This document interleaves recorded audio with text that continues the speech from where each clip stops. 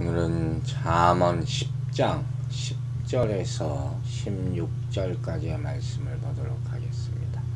먼저 10절과 11절, 12절까지 말씀 읽겠습니다. 눈짓하는 자는 근심을 끼치고 입이 미련한 자는 멸망하느니라. 의인의 입은 생명의 샘이라. 악인의 입은 독을 머금었느니라. 미움은 다툼을 일으켜도 사랑은 모든 허물을 가리느니라. 아멘. 자, 여러분, 이 잠언 말씀을 우리가 계속 보고 있습니다. 벌써 이제 10장이 됐는데요. 여러분이 얼마나 많은 교훈을 얻었는지 모르겠어요. 삶에 꼭 필요한 교훈들이 정말 많이 담겨져 있는 것을 우리는 보게 됩니다. 이렇게 하나님의 말씀을 우리가 볼 때는 첫 번째로 해석을 잘 해야 됩니다. 성경적인 해석, 그게 필요하다는 것이죠. 그리고 두 번째는 적용을 해야 되는 거예요. 읽기만 하면 의미가 없죠. 삶에 그것이 잘 적용이 돼서 그대로 살아가는 것이 필요하다 하는 것이죠. 그리고 세 번째로 중요한 것이 있어요. 이 하나님이 주신 말씀을 내 기도 응답으로 받아야 하는 거예요. 그래야지 거기에 성령의 역사가 나타나게 되는 것입니다.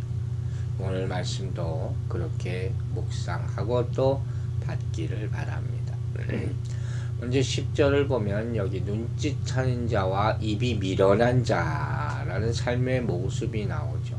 어제 말씀과도 연결이 되는 것인데, 어제 봤던 굽은 길로 행하는 자의 삶을 이 9절에 나온 모습이죠.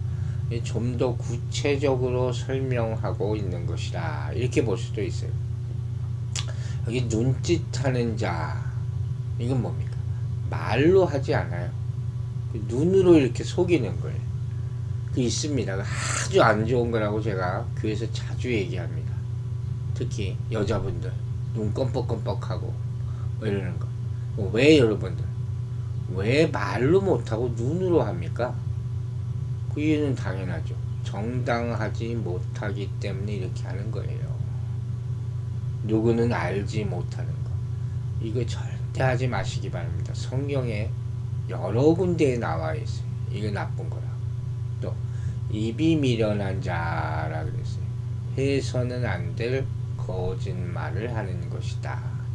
이는 멸망할 뿐 아니라 타인에게 부정적인 영향을 끼치는 거예요. 교회 안에 특별히 이런 사람들이 없기를 바랍니다. 여러분, 사람은 자기가 한 말만큼 운명이 결정된다고 말할 수 있어요. 즉, 덕담 외의 말을 하지 말아야 돼요. 그래서 좋은 말, 칭찬의 말, 서로 좋은 말을 많이 하라 하는 것이죠. 또 말을 많이 하지 마세요. 많은 말을 했다고 해서 좋은 게 아니에요. 말을 많이 했다고 해서 어떤 사람과 내 생각에 대해서 아무리 말을 많이 한다고 해서 그 사람이 내 말대로 되는 건 절대로 아닙니다. 결국 내가 한 모든 말이 하나님 앞에 심판받을 수 있다는 것을 명심하시기 바랍니다. 11절을 보면 의인의 입은 생명의 샘이라도 악인의 입은 독을 머금었느니라, 이렇게 말해요.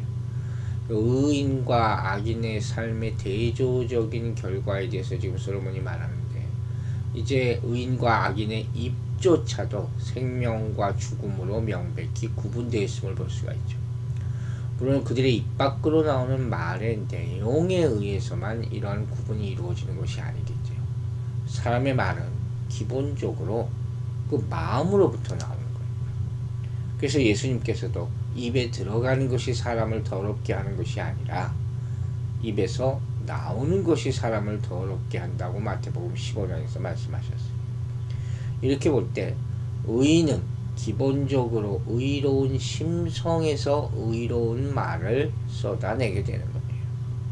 칭찬, 위로, 옳은 길로 인도하는 경책의 말들, 또 주위 사람들의 마음에 기쁨과 평안을 주는 유익한 말들, 이런 말들로 가득 차진 거죠.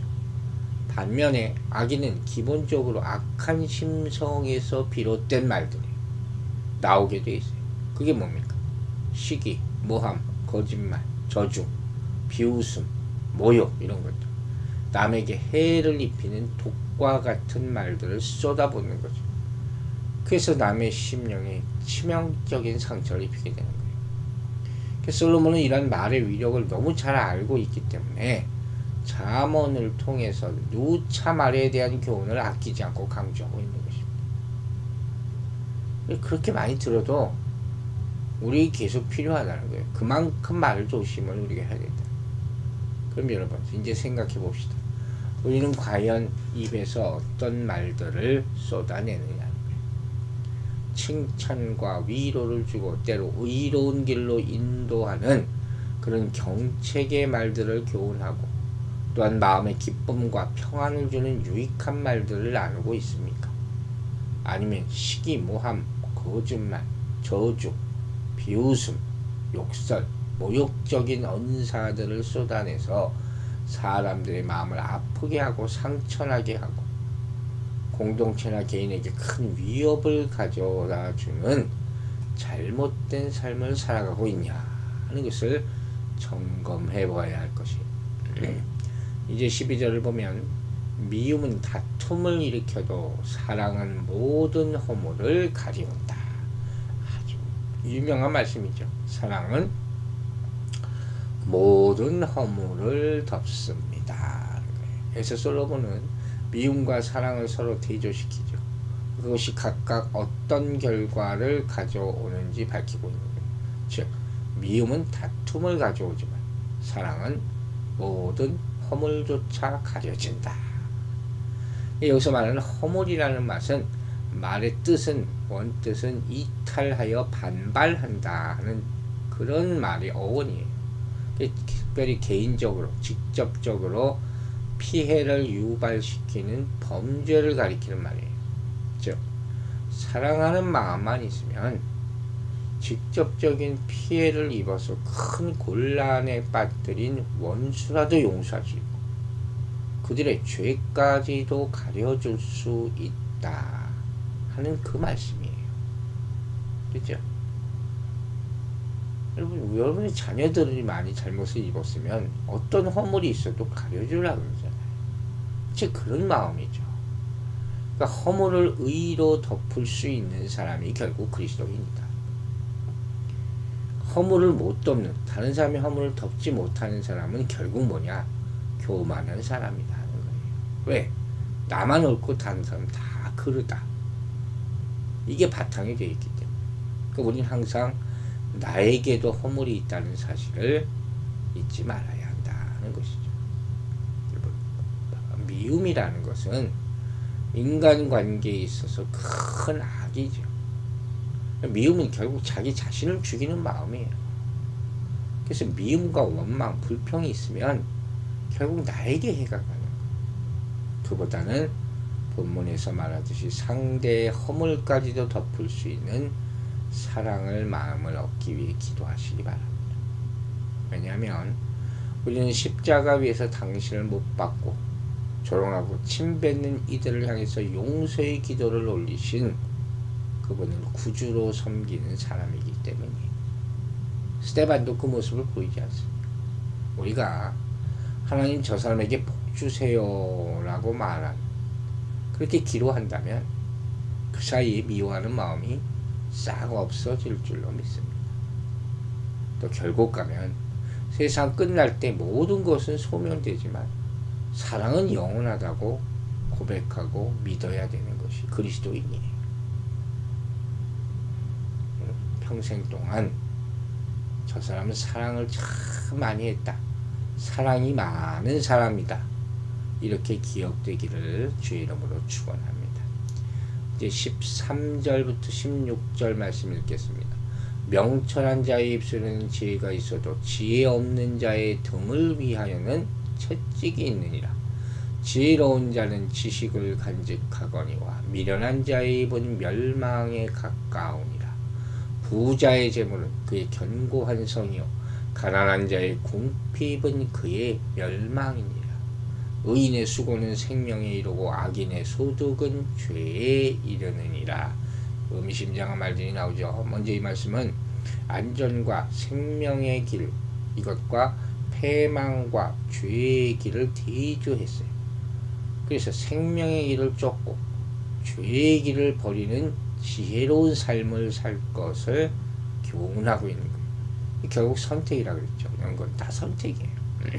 그래서 이 본문은 말씀에 순종하는 것이 진정으로 지혜로운 삶이라는 것과 지혜로운 삶에 있어서 신중한 언어 생활이 중요하다는 것을 강조하고 있는 거예요. 즉, 바른 말을 듣고 그에 따라서 행하고 언행을 잘 다듬고 그 입술을 제어하는 것, 온전한 말, 거룩하고 경건한 말을 하는 것, 이제까지도 얘기했잖아요. 그게 바로 지혜로운 삶을 살아가는 첩경이 된다 하는 것이죠. 자, 이제 13절부터 보면 13, 14절이 이렇게 말합니다. 명철한 자의 입술에는 지혜가 있어도 지혜 없는 자의 등을 위하여는 채찍이 있느니라. 지혜로운 자는 지식을 간직하거니와 미련한 자의 입은 멸망에 가까우니라. 대조죠. 여기서 나오는 먼저 명철한 자나 지혜로운 자는 총명함과 같은 깊은 통찰력을 가진 사람, 사리에 밝은 사람을 말하겠죠. 이 사람들은 세상의 이치를 알기 때문에 항상 말을 조심합니다. 타인과의 쓸데없는 분쟁을 피하게 되는 거죠. 이게 첩경이에요. 말이 결국 많으면 실수합니다, 여러분. 다툼의 원인이 될 수 있어요. 또 뿐만 아니라 말해야 할 때와 침묵해야 될 때를 아는 사람, 이 지혜예요. 해야 할 말과 하지 말아야 할 말을 알아서 상대방과의 불필요한 마찰을 피하고 은혜로운 말로 마음을 달래고 가라앉혀주며 또한 마음을 치유하는 능력이 있는 거예요. 그러나 어리석은 자들은 아무 생각 없이 무분별하게 말을 하잖아요. 그래서 남들과 다툼을 일으키고 결국 자신조차 큰 피해를 입게 되는 결과를 가지고 있는 거예요.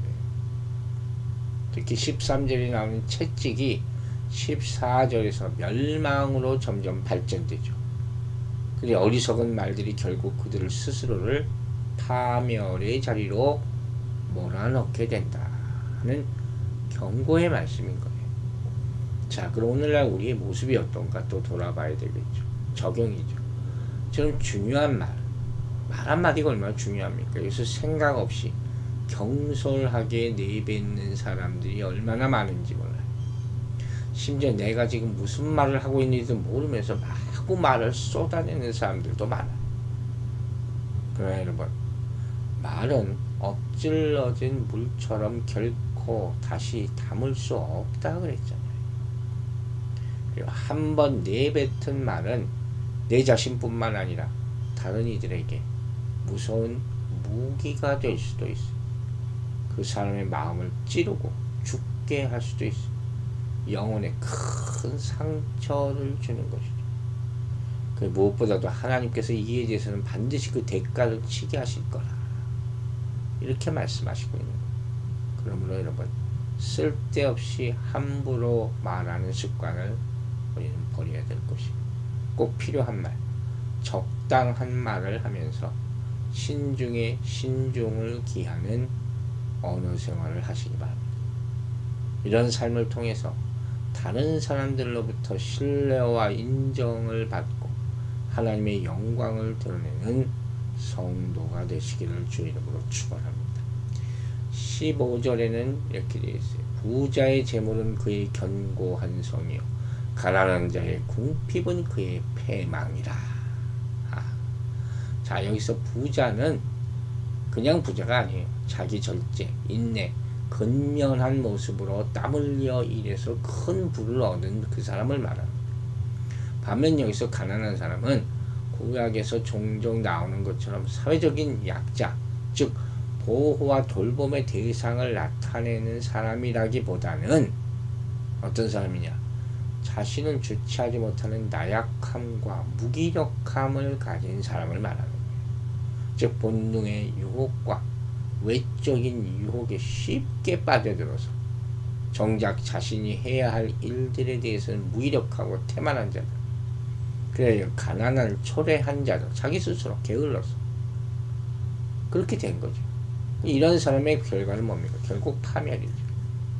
여러분, 물론 하나님만이 우리가 의지해야 될 유일한 분이라는 것은 잊지 말아야죠. 그럼에도 불구하고 이 세상은 거기 발붙여 살아갈 우리의 삶의 터전이에요.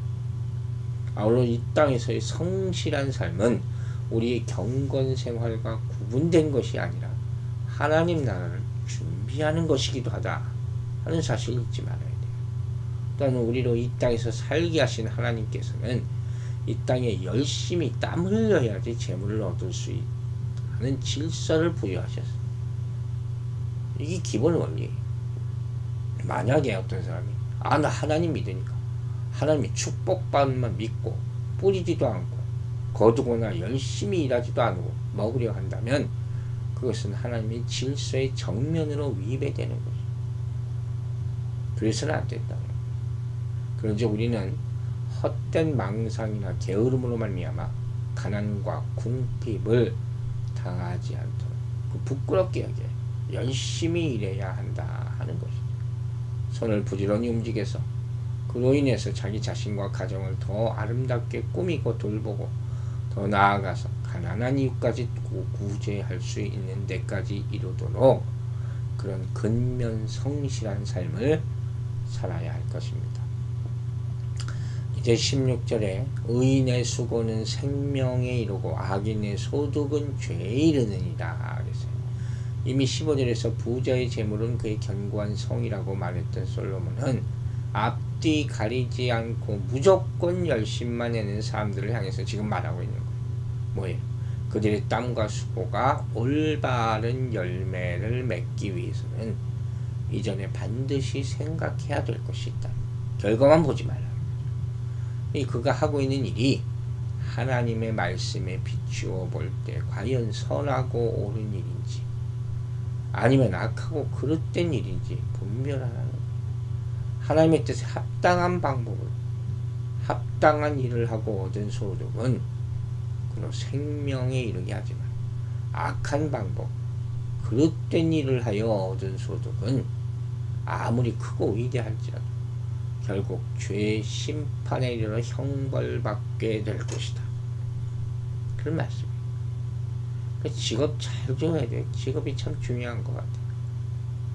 여러분, 오늘날에는 이처럼 잘못된 방법으로 돈을 벌거나 하나님께서 기뻐하시지 않는 일들로 돈을 모으는 사람들이 많아요.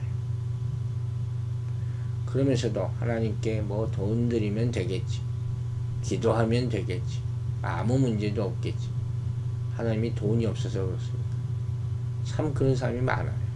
여러분, 이러한 악인의 소득은 그 자체로 심판을 받는다, 이렇게 말하고 있어요. 반면 의인의 수고는 정반대의 결과를 가져온다 했어요. 올바른 방법으로 재산을 모으고 그것으로 교회를 섬기고 사회를 섬기고 다른 사람을 돕고 하는 것은 생명에 이르게 하는 큰 축복이 된다 하는 것이죠. 이러한 말씀 잊지 마시고 우리 모든 언어 행실을 하나님의 말씀을 기준으로 삼아서 삼가고 또 성실하게 살아가서 하나님께 영광 돌리는 인생을 살아가게 되기를 주의 이름으로 축원합니다. 기도하겠습니다. 아버지 하나님, 오늘 우리 삶에 있어서 굉장히 중요한 교훈들을 주심을 감사드립니다. 무엇보다도 우리 말을 입에 파수꾼을 세워서 함부로 하지 않고 꼭 필요하고 덕이 되고 좋은 말을 할 수 있는 우리 혀, 우리 입술이 되게 하여 주시옵소서. 무엇보다도 말을 많이 하는 것을 삼가게 하여 주시고 내 말로 누군가를 설득할 수 있다는 잘못된 생각을 버리게 하여 주시고 오로지 내 입술로는 하나님의 말씀만, 거룩한 주의 음성만 나타낼 수 있도록 도와주시옵소서. 또 우리 인생을 살아가는 데 있어서 일확천금을 이거나 또 노력하지 않고 무언가를 얻으려는 생각을 다 버리게 하여 주시고 항상 근면 성실하여 하나님 앞에 정말 항상 기쁜 마음으로 나아갈 수 있는 우리 모든 일들이 될 수 있도록 우리 성도들의 일 가운데 축복하여 주시옵소서. 감사드리며 예수 그리스도 이름으로 기도했습니다. 아멘.